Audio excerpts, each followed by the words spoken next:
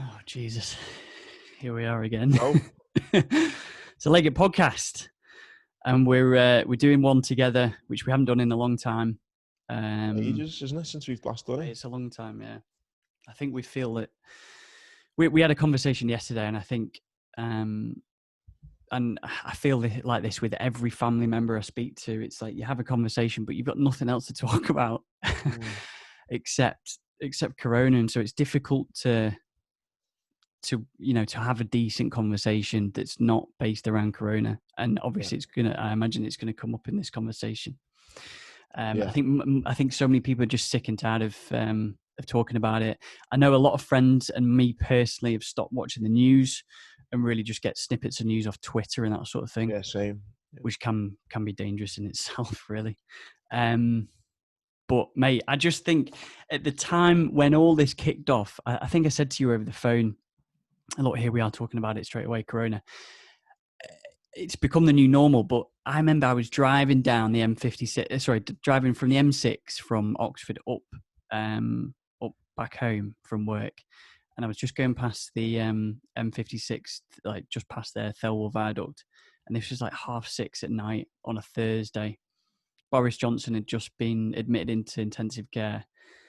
And the road, I had one car in front of me and one truck behind me. And I thought, this is the most mental thing I've ever experienced in my life. Like, this is just a film in itself. It is mental. But I remember when I done a speaking gig down in Guildhall in London, and Max Rushton was the MC, and he said, when you come up on stage, no one shake hands. It's just a fist pump. I thought, come on, mate, let's. Do you know what I mean? Come on. And then a few days later, we done the podcast with Dom Jolly, and he wouldn't shake our hand. Yeah, and I'm thinking, what is going on here, man? The world's going mad. And then little did we know that the next 3 months was going to turn into this. But it's just been mental, hasn't it? Yeah, no, it has. Luckily, I mean, fingers crossed for me. I've obviously, I've still got a job. Some people of our work have unfortunately had to be made redundant. I know you're. Really? Yeah, no, it's proper shit. So, yeah, I mean, luckily, so lucky that things have been all right for me. So it's funny, mate. I think people feel bad saying I've been okay, but I want to hear those stories about people being okay. I don't want everyone to be in the shit. You know what I mean? I want people to be like, when you say, yeah, thankfully you're in a job, I'm like, thank God, yeah, Tom's still sorted. If I've got friends who are in business doing well, because there are some businesses that have done well. Oh, mate, there's somebody who's just flying, isn't it? Yeah. Amazon's never done better. I'm made up when I hear about friends in business doing really well, but I think they feel guilty about saying that they're doing well because people aren't. But yeah, I wouldn't feel guilty. I'm made up that people are doing well. But that's probably why, probably deserve an apology to people that had a few messages about no new podcast being out last week, and that's purely down to me. I've let Tom down a couple of times. Just I think most people who maybe have been affected just have peaks and troughs. Like sometimes I'm just like, oh, just cannot be bothered. And there's the other bit of, there's not a lot to talk about in that sense as well. But just I found my mood swings. Some days I wake up and I'm ready to take on the world and I'm dead productive. And then other days I'm just like, I don't want to speak to anyone.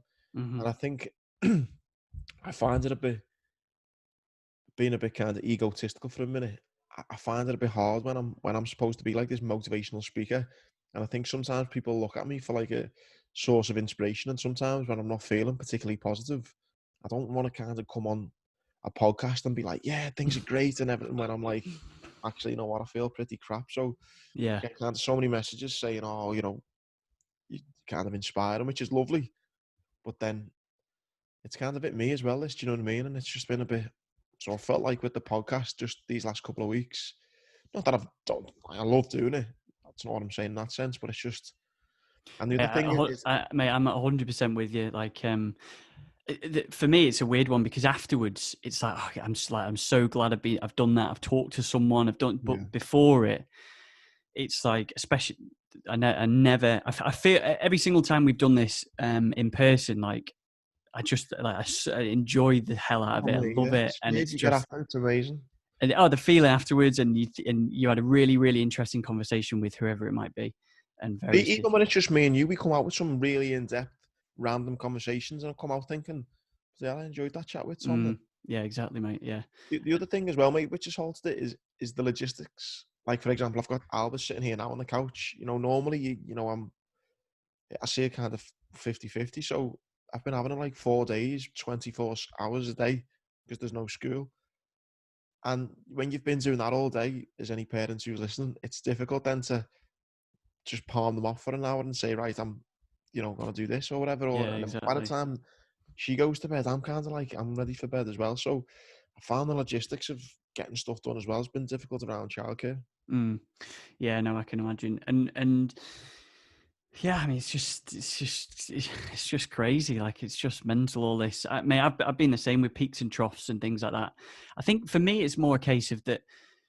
I just, because look, I'm not complaining. I'm not under house arrest. Do you know what I mean? I'm really not. Like, I can go out and do things, obviously within reason.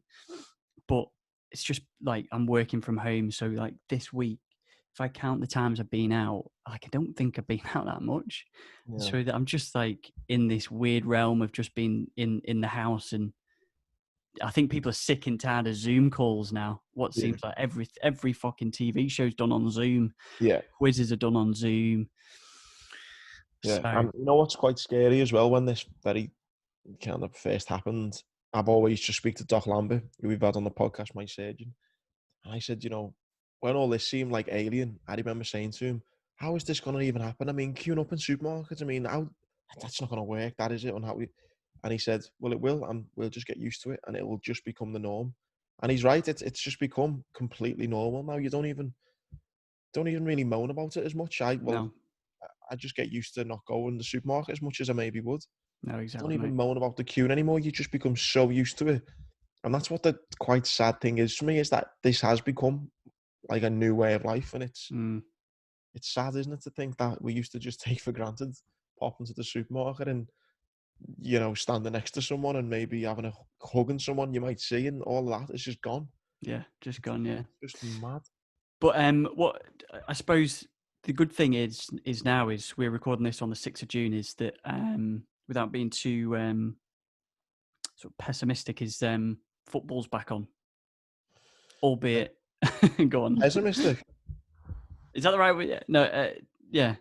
Is it pessimistic? Why is it pessimistic to think the football's on? No. I mean, like, because what we were just talking about then, Oh, right. as in, Sorry. like, Yeah. yeah. Oh, to change it up. Yeah. Yeah. Sorry. Yeah.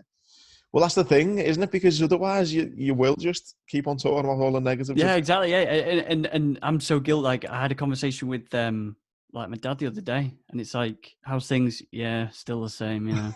It's like, the fuck to talk about. Yeah. So you get literally, usually there's holidays. There's, oh, have you seen that? Have you seen that? I mean, usually this is You know what? Though, we can talk about the positives of football, but it would be quite nice to just vent and moan, have a podcast of loads of negativity, just moaning for an hour. Yeah, if But you yeah, want a no, Zoom call with Andy yeah, Grant, he'll no motivation, just yeah, proper moans going just on. But yeah, the football, because again, that's for me. I mean, work, which I think, because again, some people have been furloughed and they've loved being off. I know some people who are getting paid 100%. They're off work and they're loving life. It's yeah, been nice yeah, weather, loving it. I actually loved my job. Do you know what I mean? I loved going in schools and companies and traveling, meeting new people, doing talks. Loved it. So I'm gutted about that. Gutted about the football and gutted about the gym. They've been only the three things that really affected me loads. So the football, knowing that that's coming back, is huge. And I think the gym should be open in July, I'm guessing. yeah. So hopefully, in the next kind of 3 or 4 weeks, then yeah, Things, things are a lot better. yeah, definitely, mate. One thing, just to sort of detract from You just turn that down just a touch.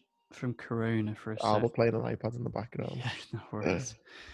Just to sort of detract from Corona for a second, I actually wanted to. I think I mentioned this on a text to you the other day. Is Joe Rogan's huge Spotify deal that is obviously relevant for us, not in the fact that we. You lined up as you lined up for Spotify. Yeah, Jesus. I've got an article here up on my computer here, which it's actually from the New York Times. If I share my screen, I could actually show you. But basically, it's just talking about Joe Rogan as the new mainstream media. And this was a piece done by Barry Weiss, who's actually, I think, been on the Joe Rogan podcast before. But anyway, for people, I'm sure people know about it, but Joe Rogan podcast, obviously huge podcast, who I think he's been doing it now 12 years, I think started in 2008. He has 190 million downloads per month, which, to That's put it in crazy. comparison, I think beats I think it beats CNN, MSNBC, CNBC all together, all rolled into one, and a few others. Really? Yeah, well, yeah, Wow. which is in like 190, and that's just on Apple Podcasts. That's not including all the YouTube clips that he does. That's not including all the YouTube full episodes. And I think one of the so Joe Rogan he didn't sell his podcast, but he sold the licensing rights, which basically means he still owns the show. It's just it'll be an exclusive, it'll be exclusively on Spotify. So if you want to listen to that podcast, then it's exclusively on Spotify. And Spotify have rumored to pay something around 100 mil to 150 million dollars for that. How long will that be for? I actually don't know, but what I do know is that he will also have probably ads on there. Well, I don't know this, but at the start of the podcast, he says he has like a range of different adverts on there. If he'll still have that, because I think he earns about 25 to 30 million just from that a year. So Joe Rogan's podcast is the new mainstream media, That is which just mental. Where do you sit on the whole fact that this just starts off as a the way we did, a passion project. Who knows where we'll be in 10 years? Hopefully, we're still doing it. He started off just sitting there doing it. 10 years later, he's raking in 30 mil a year, and he's the biggest news outlet the world has got. Where do you sit on the whole thing? Where is this still a hobby for him? Can he still do what he wants with it, or has now he got a responsibility to the world? I definitely think I mean, with 190 million downloads a month, yeah, he's definitely got a responsibility. 100%. He's But again, also, though, the argument could be though, it's not. He's not. No one's asking him. No one's paying him to do. No one. It's his own little thing. What he wants to do, he can do. yeah, I remember listening to it. I think he did say that there was a time, I think 2014, when he realized that this is, I mean, this is a lot more than just two people having a chat into a microphone. I mean, like I said, when you get 190 million people listening a month, it's a media organization, not a podcast. So, and he's come under a bit of backlash over different guests having on, and obviously there was the time when Elon Musk smoked cannabis on there, even though it's legal. So there's a few, and then there's a few other political things that he's had on there. Backlashes. He actually stopped live streaming because he used to live stream the podcast as well. Because YouTube censorship have been taking down some of his clips and things like that. So that's another move of how YouTube, obviously the Goliath of Google, have started to censor some of his things. I mean, look, we're nothing like the Joe Rogan experience, but I can tell you from when I've been uploading clips to YouTube is that there's a fair use policy. And when we had Eunice on, the stunt woman, YouTube decided to take the whole episode down because we used a tiny little clip of the beach, even though it's a fair use policy because we're talking about it. So you can imagine what it's like if people are discussing conspiracy theories and Yeah, of course, yeah. 5G and all that crazy stuff. I just think that podcasting is just like the way that people can have a conversation that's not interrupted. It's not weighed on by people are not scared to lose their jobs. We're not employed by anyone. We can say pretty much what we want. I think that's one of the reasons why it's so popular.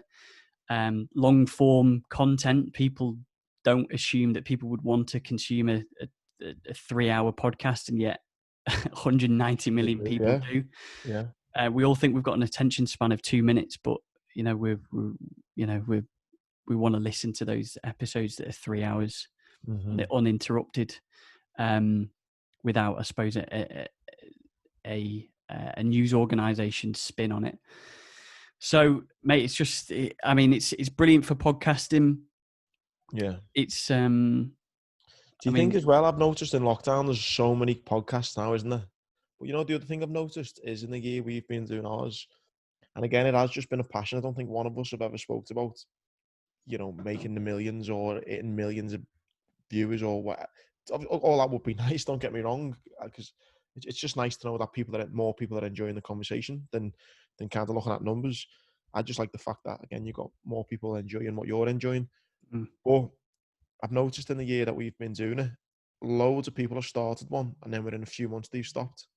yeah, And I think people are wanting maybe this overnight kind of Joe Rogan success, maybe, or when they're not getting the numbers that they think they've got, or if they've got a particular brand already on social media and they've got X amount of followers, they've just assumed, oh, I've got 50,000 Twitter followers, I'm straight away going to have 50,000 subscribers to my podcast. 100%, mate. Doesn't quite work like that, you know. And I No, think that's why I love the Joe Rogan one, and that's the one I really want to aspire to be like. Just this no fancy, you know. Don't get me wrong. If one day we end up in a studio, fantastic. But I just love how it's just a camera normally in Rob's studio, and it's just a similar type of, you know, format as Joe Rogan, and the kind of the purity of that and where he's got to now. I love that journey compared to some people saying, "Right, I've got 50,000 followers. These are 50,000 new subscribers, and if I don't get that in the first week or month, then this is crap. I'm not doing it." yeah, yeah. And I've Mate, seen a few people do that. yeah, no, what always surprises me is that obviously I think this podcast is really, you know, I think it's tremendous. Not just because I'm doing it, but no, but I think I generally think, but it is, even if you've got 50,000 followers, like we don't charge anything for this. It's completely free. And yet it's still quite hard. I wouldn't say it's hard, but to get someone to listen to it is not as easy as people think. It's like No, you've got 20,000 followers on Twitter. You know, it's extremely difficult to get every single one of those 20,000 people. yeah, I'd love to know. I think actually, here's a point. I think when we interviewed Jamie Carragher, he mentioned about having Niall. Who is it? Who's the guy from One Direction? Was it? Is it? Niall Horan, is it? That's the one. Yeah, yeah. Yeah. And He did say that, didn't he? Yeah, yeah, yeah, he said obviously he's got millions and millions of followers, and he expected that episode to go crazy, but it wasn't as much as he thought. yeah. It's so, yeah. I mean, followers don't matter in anything really, do they? Do you know what I mean? No, and I genuinely, whether people believe me or not, I genuinely would do this if one person listened. Do you know what I mean? In fact, I wouldn't even care if one person listened. Sometimes having a good chat to you is great, and look, thankfully the guests we've had on have been fascinating. You know, Mm, every single one of them in their own different way. So I've loved just that idea about it, and it's a shame though and I think it's typical of the society we live in now, that if change doesn't happen within a split second, it's like, well, fuck this, I'm not doing it. yeah, It's yeah, like, come on, you've got to enjoy the process as well, and you've got to work hard at it and do it yeah. for the right reasons rather than just, you know, Mate, why is my podcast not in the top 10 straight away? Well, 100%, mate, 100%. And things that like building anything, you know, how long did it take for a big media organization to build their, for like, it just doesn't happen overnight. It doesn't matter who no. you are. It takes a long time to build stuff, I you know, whether seen a it's a thing podcast or on the not. Joe Rogan podcast. He was talking about Jeff Bezos, and he said like years and years ago, 25 years ago, he was in this little cramped office, and he had like Amazon, like a Yeah, poster of it's a good Amazon on the photo wall, actually. and it's like a famous photo of him, and it's like, do you know what I mean? No one ever thought he'd be worth nearly a trillion. He's nearly a trillionaire, isn't he? No, It's insane, mate. It's you know what I insane. mean? And I think that's the bad thing, mate. Again, getting all negative again already, but that's what I hate about society and social media now. It gives this kind of instant success thing off, doesn't it? Do you know what I mean? And mate, I always say as well, and I only really opened up on it so much in the book when I wrote my book, but a lot of my depression and a lot of my kind of, I wouldn't say downfall, but a lot of mistakes I made and a lot of the unhappiness that was caused, I think came from that instant kind of financial reward. I wouldn't call it a reward as in because I got blown up. Do you know what I mean? It wasn't a nice reward, but the money that I got, and again, was not a lot of money, but it was enough to get me a deposit together and get me on the property ladder a lot earlier than I would have. So it was great for me to then, you know, living in a house, have a mortgage and stuff, and be financially okay. But it didn't give me that feeling that I thought I'd have. If, for example, maybe, you know, you and your wife, Tom, you know, you save up, you get a deposit, you get it down, and you think, you know what, right, I've married the love of my life, we've worked hard, we've got a deposit together, boom, we're on the start of our life now. I at 20 basically got given a deposit. All right, yeah, I got blown up, but just got given a deposit for my house and didn't respect it. Do you know what I mean? It was just like, well, it's not really I just got given it. It's not Mm, really. And then I think that's what led me on, you know, when I was pissing my money up the wall and gambling too much, and I was just going on holidays and doing this and that, and I was having a good time doing it, but I didn't respect money because it just got given so quickly to me. yeah, And I think people want that, and they think, oh, it'd be great. I wouldn't moan about it, but you would, because you get yeah, yeah. more joy from that satisfaction of working towards it. Like 100%, Jeff, mate. Jeff Bezos or the 12-year journey of Joe Rogan's podcast. You know what I mean? If someone Mm, just starts the podcast now and had the same pull as Joe Rogan, they wouldn't respect it, and they'd end up fucking it up, and they'd end up just, you know, go balling with all this money and all this fame. And I think that journey is what made it the success that it is. yeah, definitely, mate. And actually, you mentioned a good point, because one thing I don't know about you, in fact, I'm pretty sure, but one thing this is certainly reaffirmed is the need for me personally to try and save even more for a rainy day as such, because you Yeah, literally, I mean, no one would have ever said in 2019, you know, on the 31st of December 2019, when everyone was singing that song that everyone always sings, and you know, it was about to do the countdown to yeah. 2020, that All anxieties or something. that's the one, yeah, that all this would happen. And look, I'm guilty to you know, sort of living for the moment as such, and Man, it's buying important to do things, that. and yeah, 100%, mate. But yeah, yeah, So make that for is, me. you only mention it because you're talking about when you got that deposit, that, you know, now I think reaffirms to me how important it is to save, because I mean, look, so many people are like literally paycheck to paycheck, and you know, even like their car breaks down and they're struggling to pay for that, you know, if that happens. And you know, so this is really reaffirmed that thing that, you know, you need to, I'm not trying to preach, I'm just trying to say that internally in myself, I'm thinking, you know, I need to Yeah, yeah. Mate, no, me do too. need to save for a rainy day when you know, shit happens, because who would Yeah. have thought that fucking virus. And that's what social media does, though, doesn't it, mate? There's no one on social media saying to you, you should save for a rainy day, Mm, is it? Because people like me, I've done it in the past, said I live for the moment, and I do. But now I'm like, fuck, I wish I had saved a little bit for a rainy day. Because it's not cool to say that, is it? And no, don't get me wrong, I wasn't saying it because I was trying to be cool. I was just doing it because of my own life experiences have made me want to live in the moment. But when I can see why it's easy to get influenced by these influencers on social media, or posing in exotic locations, wearing some gym gear or with a mindful quote, and it's like, you know, looking out to the distance with a yeah, nice watch on, and you think, oh, wow, yeah, I want that in 6 months. And it's that kind of instant straight away you want it, because no one's telling it, are they, on social media? Or very few people are saying, you know, stay in school, work hard, do extra courses after work, you know, make sacrifices, stay determined and all that. No one's doing that.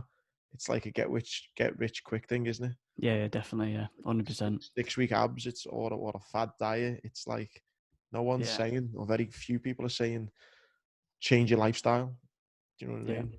On just quickly, I should just add that on podcasting, that if a little bit of a plug here, if you are wanting to start a podcast, then actually I've spent pretty much the whole of lockdown to some extent. I just had this idea like 2 years ago to like do some course to help people who wanted to start a podcast. So if you do want to start a podcast, then I have like put together a little landing page thing. So enter your email address and then I'll notify you when it's all complete. So I'll put the link below in the description to this podcast or YouTube clip. Just to jump in on that, anyone who is wanting, because I think since we've been doing this podcast the past year, I must have had about 10 or 15 people message me about how to get into podcasting. And a lot of them I've just signposted to you. So anyone who does want to do it, definitely hit Tom up, because I wouldn't be doing this now if it weren't for you, Tom. 100% I wouldn't have been doing it. You are the brains behind it. So anyone who does want to get involved, definitely take Tom up on this offer, because I've loved doing it the past year, and everything from equipment to uploading to bloody everything you've covered in it, haven't you? So Everything. it's a good idea, mate. Yeah, and there's a private Facebook group and everything. Like, I'll take basically my idea is to take 20 people first off through it all. You will obviously have to pay for it because, I mean, you have to have sort of some skin in the game. Otherwise, like if it's free, then people just Yeah. fucking don't do anything. So take you through it all, and then we can sort of build a podcast. Basically, take everyone through building a podcast. So, and hopefully, our conversation about Joe Rogan, not obviously we're not going to make 100 million.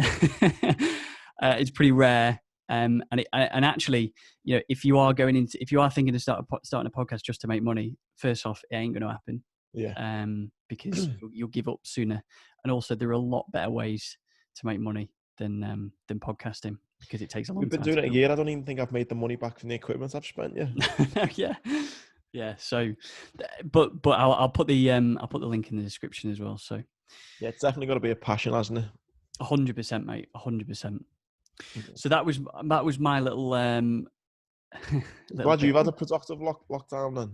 Well, mate, I to be honest, I haven't. Like, work's been all right. So I've been doing that. Obviously, I've been doing that podcast course, recording all the videos and everything.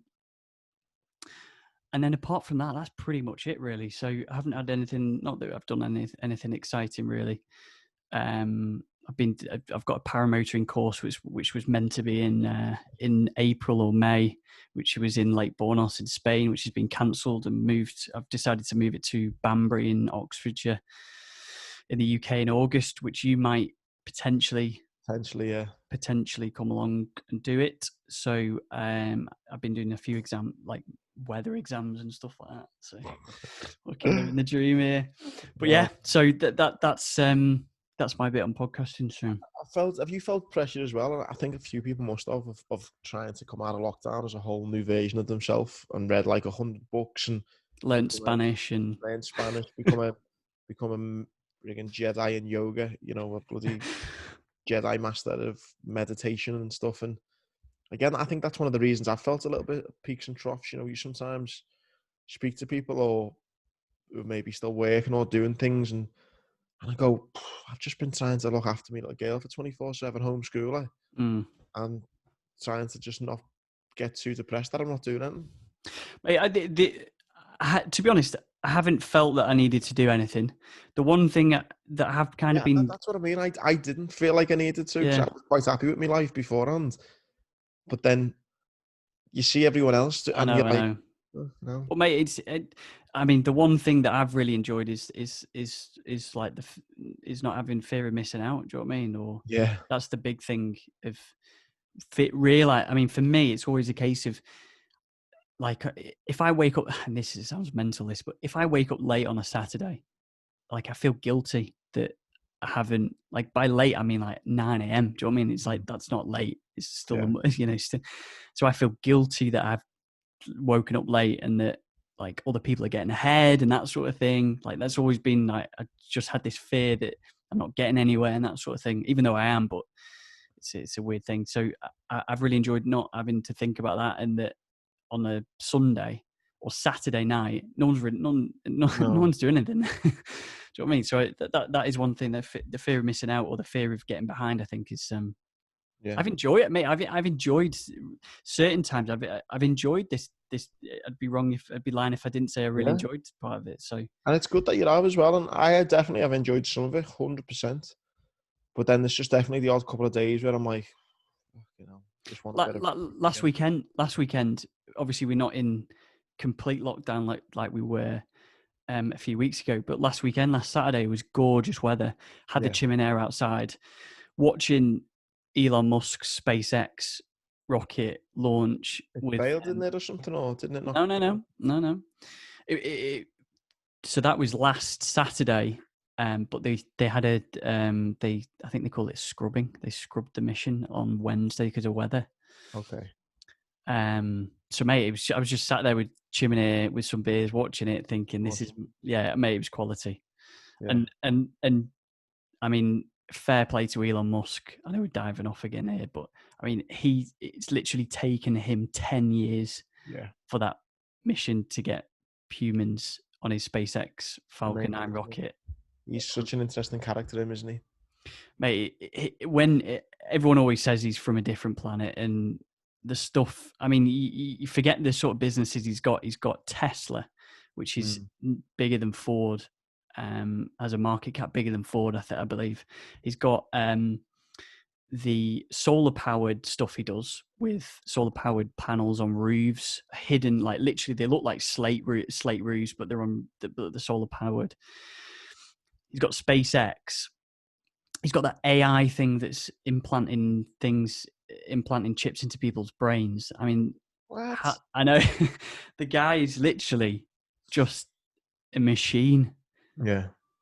He's incredible. You know, talking about interesting people and stuff. I don't know if you've seen this. A guy we spoke about a couple of times, that Professor Carol Yeah, Cora.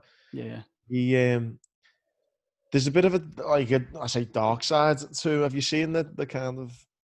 He's got, obviously, anyone who's got a voice is going to get hated on at some point. And someone tweeted something, and I said, "Oh, what's with like the negativity or something?" And there's basically he tweeted me a thread of like things where there's an agenda to his tweets, and it's just, without reading too much into that, going down that whole rabbit hole, because that's a podcast in itself, but it's just so interesting, isn't it, when you look at maybe like the likes of Joe Rogan or Elon Musk, or when someone gets to a certain level of power and has a certain voice, straight away it comes into, well, where did they grow up? Are they left wing? Are they right wing? You know, who do they support? What's their views on capitalism? What's their views on gay marriage? What's their views on?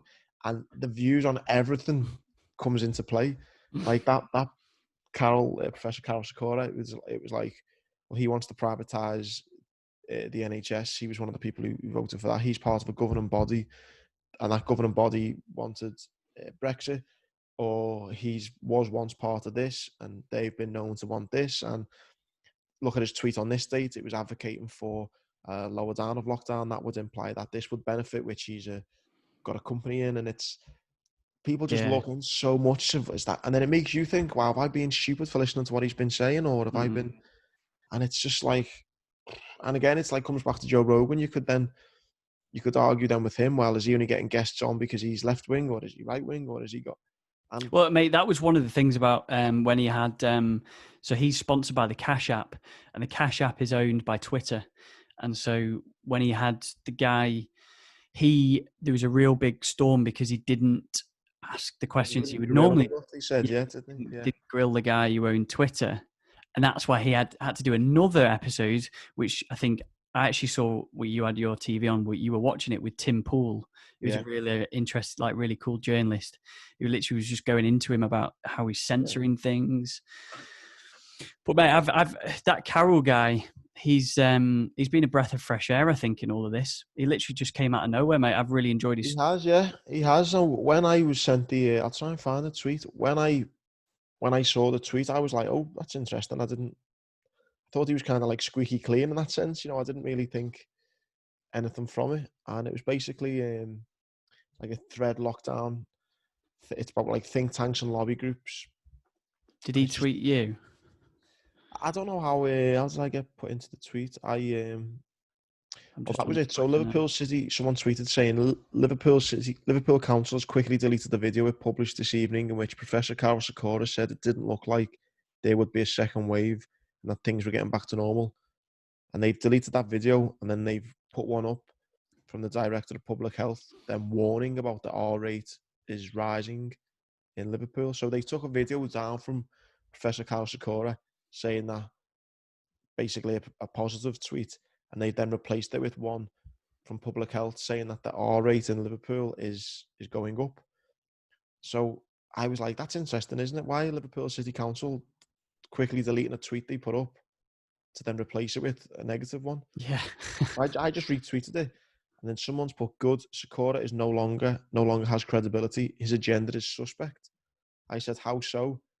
And then someone's tweeted me a huge thread, basically saying that how is like his agenda, basically, and where he's potentially receiving money from, and he's got like a potential company in PPI, It's just, yeah, it's an interesting read. I've retweeted it, so I'll send you the link. But it just, I mean, it comes back again to me moaning about social media, but it's like, I don't think, and this is a kind of interesting debate, do you think, or would you rather live in a world where you had freedom to information of everything, or that you just got drip fed information that the government or a higher power thought that you needed? What would you personally want?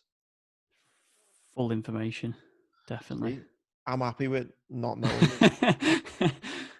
Mate, I, well, no, when no, the only reason I say that is because when someone controls the narrative, then that is quite totally, dangerous. yeah, no, 100%, and bad things can happen when people control the narrative. But in the, I think I'll probably be in the minority with having this opinion.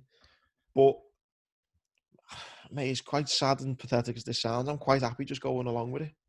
Do you know what I mean? When Mate, too many people 100%. know too much, what would be, what would be the use in Karen down the bottom of the road knowing the bloody code for the nuclear weapons in America? You Well, know what I mate, mean? What's the there point in is, Dave, who fucking gets pissed every single night in the local pub? What's the point in him knowing if Osama bin Laden was captured, dead or alive? mate. I suppose you could say the argument is that ever since all this corona thing's kicked off, everyone feels that when all this kicked off, everyone was an expert in virology and what the Yeah. right thing to do was. And now, obviously, what happened with George Floyd, everyone's Everyone's a expert. racist expert, yeah. Yeah, or everyone's a defense attorney. You Yeah. know, so And that's what it breeds, though, doesn't it? Everyone with social media and like this fallacy of, you've got numbers, you've got a lot of followers, which gives you high credibility. Then that creates this kind of thing of people are experts because, well, 10,000 people have retweeted it, so it's got to be true. And I've seen a thing with Taylor Swift. Taylor Swift wants back Trump, and she's got something like hundreds and hundreds of millions of, I don't know how many Twitter followers she's got, but over 100 million. And now she's kind of saying that she doesn't support him no more. Now, whether it's right or wrong to support Trump, that's not my point. The point is that Taylor Swift, who sings songs, has now potentially got a huge sway in politics because of social media. mm, How many people, I don't know, even if a couple 100,000 people follow her lead, that's a couple 100,000 people changing their political views because Taylor Swift said so. yeah. And then Well, mate, again, that's a big thing about fake news, isn't it? How fake news on Twitter can go viral about people doing X, Y, and Z, or politicians saying X, Y, and Z, and it's taken out of context and didn't say it like that. Mate, it's a rabbit warren. that's why, But mate, mate. I do think to answer you, to come back to your original question, that I do think that everything should be when Really? yeah. I mean, it's a good thing that people can put freedom of information requests in and find out information that the government wouldn't want to publish. It's a good thing. But mate, look, personally, ever since I was getting wound up on Twitter by Piers Morgan, saying about constantly like pummeling this. Look, it's so sad how many people have died, but the reason why I got angry is because that Professor Carroll, I mean, ultimately, Piers Morgan's a journalist. He's there to sell ratings to Good Morning Britain. Yeah. He's not a virologist. Professor Carroll knows his stuff. So, who's the right person to listen to? But mate, ever since all that stuff and it was just winding me up, I literally have turned off the news since probably, I don't know, fucking hell, we're in June now, aren't we? Right, Probably, yeah, you're probably, so right though, mate, in what you're saying, and I seen a brilliant article, and I said it to I've said it to a few people, mate. It's really hard, and actually got a few little things to make here before I forget. It's all around the same thing. It's difficult for me sometimes being a Scouser and in the military, because being from Liverpool, it's very kind of left wing, very it's Labour, socialist, it's the unions, and all this kind of thing. In the military, I'd say mostly it's probably Tory. They're all very for the military. It's very, so I sometimes find myself a bit in the middle. Someone messaged me the other day, a Scouser, who really wanted to join the Marines, but had his reservations on, what's it like for a Scouser being in the Marines. because of that very point. Liverpool is what I've just said, and the military can come across like, it's not so much. And I kind of just explained to him my point of view on it. And it's so interesting, the media now dealing with coronavirus, and it's every 2 minutes it's slagging the government. And again, being from Liverpool, they hate the Tories anyway. Everyone hates the Tories. And whether you think they're doing a good or a bad job anyway, everyone in Liverpool hates them, rightly or wrongly. That is how it is. What I thought was, and I agree with a lot of it, what I thought was really interesting is I seen someone from the military post something, and it said, if this has been, I think it was the First or the Second World War, and they made a film about it. What was the film? Dunkirk, was it, where they had to send locals to the war? Yeah, yeah, really good film. Yeah, yeah, yeah, Yeah. yeah. So they said, whenever that, I should really They'd know something send about boats, that. didn't they? From Yeah. they'd commandeered like literal fishing vessels and sent them over, didn't they? So someone's on a tweet and said, so what would have happened if the media acted the way they did now back then? Would they be saying to the Prime Minister at the time, 100,000 men was killed yesterday. What the hell are you doing about it? Why are you sending local, fishermen to aid? Why haven't you funded the army the last couple of years? Why haven't you done? Yeah, it's a good point. That's not. No one wants to hear that at the time. You're at war. The government needs to be the media need to be helping the government and saying, like, come on, we're doing this. Whereas now, it's the complete opposite. It's like, well, you should have funded it for the last 10 years. You should have done this. Where's the PPI you've done? Why have you done it? Yeah, yeah, And yeah. such an interesting sway on things, isn't it? Yeah.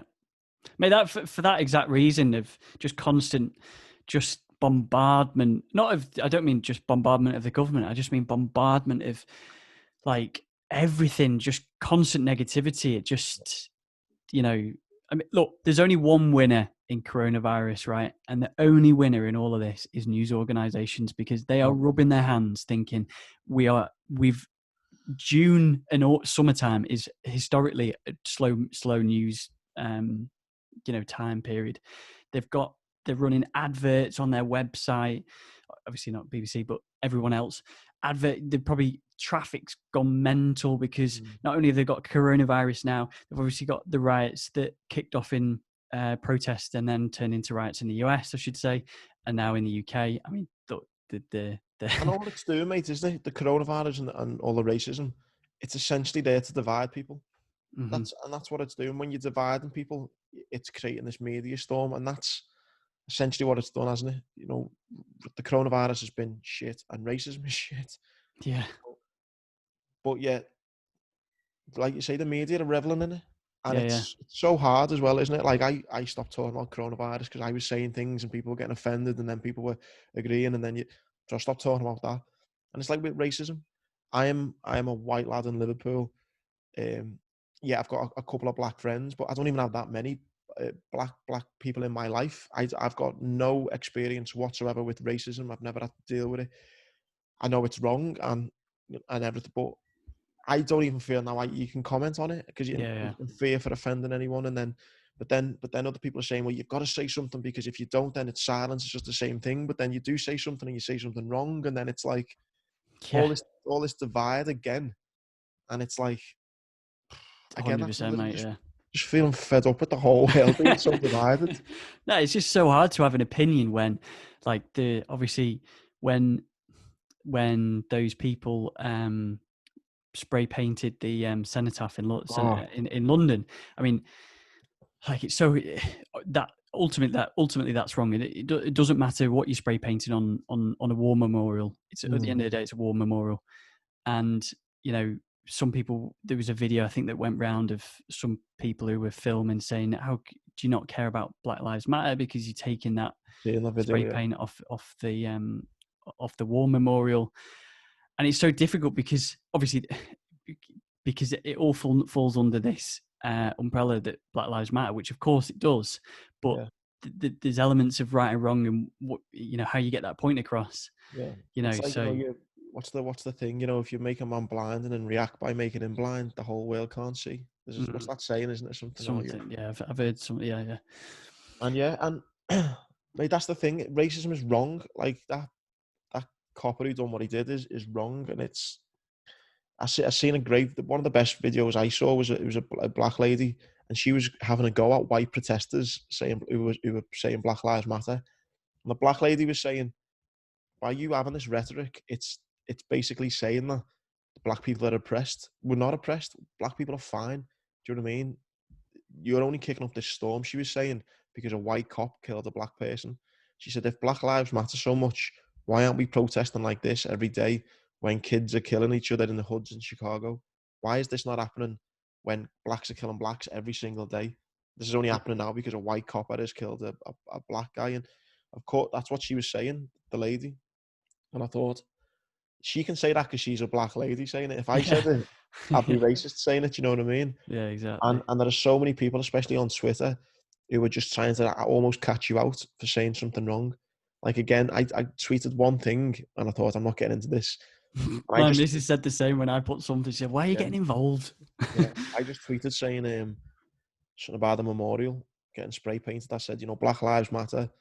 Um I said I think I said anyone who sprays paint paint is a dickhead or something like that. And then someone else has tweeted saying them who were doing that are disgusting. And then a black girl tweeted saying, "Who do you mean when you say them?" And I thought, oh, this is gonna go downhill this quick. And then he tweeted then saying, "Them people who are fucking spray painting or do whoever's being a dick, basically whoever like that's what I mean them." And then she was like, "Well, them people feel oppressed," and then she started saying something about like, "You support Liverpool and we have black players doing for this fight or something," and I was like, "What's me saying? You shouldn't spray paint a war memorial got anything to do with a black player playing for Liverpool?" Like, so it makes you feel in the end that yeah, you shouldn't be silent and you should speak up about racism, but then it's like you're gonna offend someone if you speak up.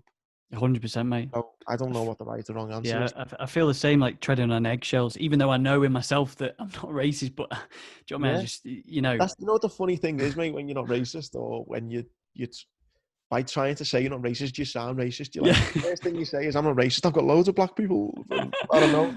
yeah, Like you don't need 100%. to. And that's the other thing, mate. I don't think. Again, by probably saying this comment, I probably sound wrong, but this police officer, right? Let's okay. Clearly, it looks like he was racist. But let's just say he was a dick. He wasn't racist. He was just a knob. He was just a bad police officer. And he had 17 counts, didn't he, of Yeah, he already? did, yeah, and he was involved in a fatal shooting, I believe. There you go. So let's just take the racism card out of it a minute. This guy's bad at his job. This is a guy who's not good. He's got previous already of this kind of thing. It's just a bad copper, isn't it? It's just a guy who's awful at his job. Would this have happened? Would these riots have taken place if his 18th encounter was the same but to a white guy? Mm, Who knows? Do you know what I mean? Like you could say he's had 17 counts where he's been too violent and no one's died, and on the 18th someone has died. Would it be the same if it was a black guy or a white guy? Who knows? Do you know what I mean? yeah, But I think, and that's what this black lady was saying. She was like, "This isn't a black and white issue. This is a violent issue. Violence is wrong. Police brutality is wrong. yeah, yeah, And I think that's like how we started talking about it. The media then jump on it and make this about it's a black versus white. It's a left versus right. It's a this versus that, and that's when you just find the mess that you're in. yeah, definitely, mate. And there's so many videos going around, isn't there? And the problem Yeah. is, And for every one video you see, a white guy getting beat up by a load of black guys. You'll see a black guy getting beat up by a load of white guys. For every video you see police brutality, you'll see loads of guys jumping a police officer. yeah, yeah. Like, Also, whatever. there's so many videos that have surfaced, and I've thought, bloody hell, that's like that shouldn't happen. But it's an old video that happened 2 years Yeah. ago. And you also don't know that a lot of these videos, how easy it is to clip a video. Yeah, Like, you could have someone who's shooting at someone, and then 30 seconds later, they've managed to disarm him. The gun's not in show, and now they're leaning on his neck. Listen, if I was nearly getting shot, I'd be kneeling on someone's neck. yeah, yeah, So you just don't know all the time, and that's the thing with that. The clickbait, isn't it? And the videos, they're so instantaneous for you to make an opinion on it and be like, right, that's wrong. That's a white guy. That's a black guy. This is what must have happened. Boom. Then there's yeah, your opinion then stored. And then you get into an argument an hour later, and it's like, well, I've just saw this, and it's like, well, yeah, you know what I mean? exactly. I tell you what, it would have been really interesting to. Obviously, we had Harry Tanguy on, the police officer, before all of this kicked off. So I suppose. I had a little bit of beef with him on Twitter. Oh, did you? Right. Not beef for him, but I kind of just disagreed with what he said, and he just didn't reply to me. It was quite funny. Why? What did you say? He was saying something about the coronavirus or something like that, or I don't know, said something, and I was like, "Come on, mate." But it wasn't just me. Like loads of people had said, "Time to go to bed now, Harry," or like, lay off the booze now, mate. Come on." And I just said, "You messing or something?" And then that was it. Didn't have beef for him or not. And I No, no, no. just agreed with him. But obviously he defends obviously a lot of. He said it himself. He's had times where he's not lost it as such, but he can feel himself losing it. So it would have been interesting to, to have him on after this, see what his thoughts are. Obviously, his thoughts are. I mean, those police officers, Jesus fucking Christ! I mean, surely when you're on someone's neck, like, Oh, mate. I mean, I'm seeing the video, mate, is just. mate, New York Times did a really good video breaking it all down from different CCTV and when other people arrived and that sort of thing. Really, really interesting. I mean, all of them there. I mean, the main geese, I don't know what his name is, but yeah, I mean, It's disgusting, isn't it? mate, you Well, can't be mate, doing this. have you seen the video where they push an old man, like a 70-year-old Yeah. guy? It's like I say, mate. It looks like it is racist as well. Got racist undertones, but for the large part, to me, it looks like just police brutality in all forms. It's just sickening, isn't it? Yeah, mate. Yeah, but then again, look, I'm not defending that, but it's like there was a picture of I mean, like anything, everything needs context. Do you know what I mean? Listen, I'm not defending like that clip was awful, and I could feel myself getting wound up about it. And you should never ever push someone that old, and he is actually in critical condition. Is he? Yeah. Yeah, apparently so. Yeah, but you never know if he had been winding those officers up Yeah. for For how long? 45 an hour before. Well, that's what the kind of And look at it. if they're telling someone to move and Mm. they keep repeat, I'm not defending it, by the way. I must Yeah, just. no, I know, but you do need the context, don't you? Yeah. Yeah. Yeah, it's but do you think maybe as well it's linked into the saying like it's a systemic racism problem? Police brutality, you could argue maybe is a systemic gun problem. You know, the people are on edge because people have access to guns all the time. If I was a police officer in America, every time I pulled someone over, whether they were bloody white, black, bloody green, I'd be scared they had a gun. Yeah. I would be, and I know you'd be a bit more heightened. Yeah. Whereas here in the UK, you know, the likelihood of someone having a gun when you're pulling them over for a speeding ticket or whatever, they're not going to have one. So you could say that police brutality is bred from the fear of, fuck, what's going to happen here? Mate, when I was in Toronto, I took a wrong turn and went down the wrong way down in the middle of Toronto. Oh, This I know it's honestly absolute nightmare. A rush hour as well in this big like Chevy, and the police officer, he pointed at me like that, told me to wind down my window, and I instantly because I knew, yeah, even though Canada is completely different to the US when it comes to shootings and things like that, but and I know statistically in the US you're more likely to be killed by a police officer than you are a terrorist, but like really, instantly I was just like, so yeah, it's but madness, isn't it, mate? And yeah, I just think it's so sad. But you know what's mad as well? I'm speaking to my dad about this. With Corona and with the state of America now, mine and my dad's trip to Vegas was the last blowout you could potentially would have had. Like we were in Vegas for a week, had an amazing time. when was that? The week before the Madrid game, so the Madrid when they I went to Madrid to watch the Liverpool game in Madrid, which was obviously a hotbed for Corona. Then went to America. So I've probably caught it being asymmetric, give it to everyone in America. Then I've come back, give it everyone in Liverpool. But no, then the Madrid game was in Liverpool, wasn't it? And then that It was this Feb time. yeah, yeah. And then a week later, so maybe the end of Feb, I think it was. And then the end of February it was. And then into March, got back from Vegas. I went to Madrid home game, and then we were in lockdown. So it was the last kind of blowout you could have had going for a beer, but also probably the last time you could have went to the States as well. And it's so Crazy that. sad, mate, because I absolutely listen. I give Americans a bit of stick on Twitter now and again just because how stupid some of them are. Like, you look at Trump and stuff, but mate, I love America so much. I've got so many American friends who are amazing, and the place is unbelievable. I love going to America, and it's just so sad to see what it's like now. Like, Mate, if there's ever it's genuinely making me sad to think that, that country is amazing. And like with Vegas, sorry to interrupt. Like with Vegas, I mean, there's never like literally the whole thing is built around hospitality. Like I yeah, was listening to something on the radio a day or two ago, and I think they've just started to let people back into the city. Not let people back, but they're starting to open up the casinos. But you think of like all the hotels, the cleaners, the waiters, the croupiers, mm, like oh, fucked. like Mate, the waitresses who rely on tips, you know, yeah, that's amazing. everything, security guards, the Everything. nightlife. I've never been to Vegas, but I'd love to go. I know Yeah, you've it's been a few amazing, mate. times. And Like, it's, again, it's sad to think that's what is going on, and it's, again, mate, I gotta like being getting negative again. We know at the start of lockdown, you're thinking this lockdown will make us all better people. It'll make us all come out the other side, and we're all, I don't think it has. no. Don't know whether. Well, maybe it has, but it's ended on a bit of a sour note with this going on, the racism and stuff, isn't it? And Yeah. it's a scary place at the minute, mate. And I don't know, don't know what your Netflix binges have been like, but maybe this is just being a dad. But I watched the what's his name, the fellow who killed himself, the paedophile, Jeffrey Epstein. Epstein. Yeah, have you Yeah, seen that the program? files. Yeah, yeah, it's mental. I watched one of that. Right, I couldn't watch it because I Yeah. thought, just with having a daughter, I thought, nah, I can't. I watched one, and it just made me sick to think that that's the world we live in. Like, it is so fucked up, isn't it?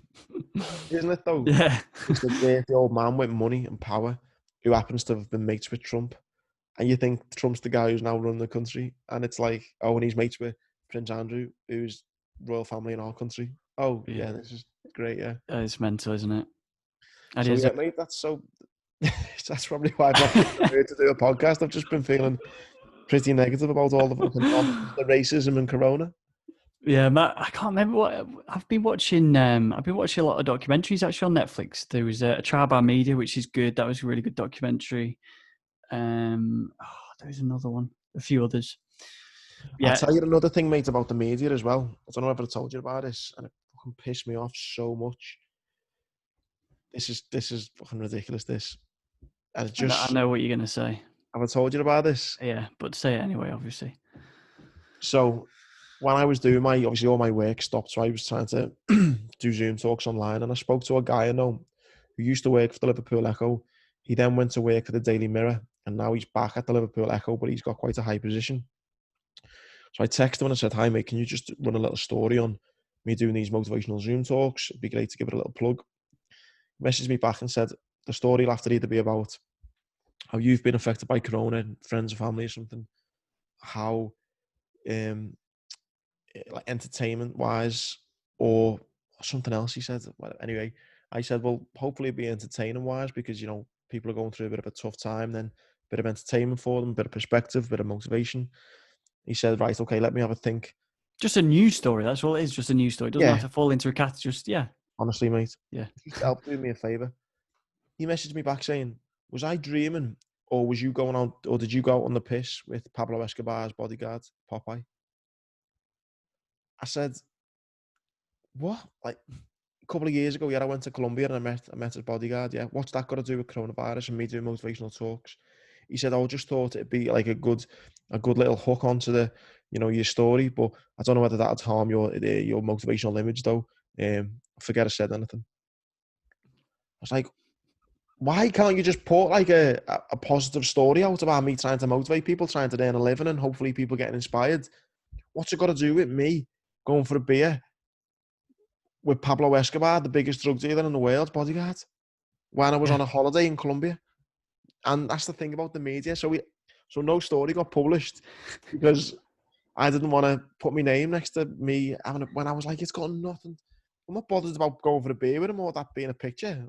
That's fine, but I just didn't see what it had to do with coronavirus and me doing motivational talks. And Mate, you can see the title. You can see the Oh, news mate. title, can't you? Cocaine, like X something. I'm trying to think of it, but it would have cocaine in it. It would have Pablo Yeah, Escobar.